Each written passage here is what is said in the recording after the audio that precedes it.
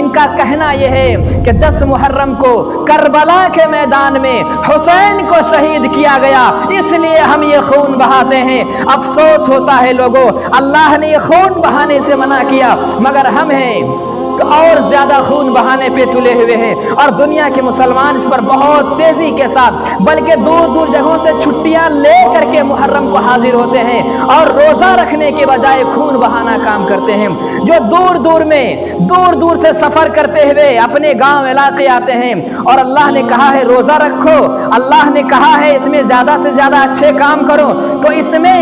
اپنے شریروں پہ خون بہانا، چاقو گھمانا اور دنیا کی تمام خرافات و بدعات، یعنی وہ لوگ سنت کا جنازہ اٹھا دیے، انہوں نے اللہ کے پیغامات کا جنازہ اٹھا دیا، انہوں نے بدعات کو اس طرح سے رواج دے دیا کہ انہوں نے سنت کو بھول چکے، اللہ کے فرمان کو بھول چکے، نبی کے فرمان کو بھول چکے۔ لوگوں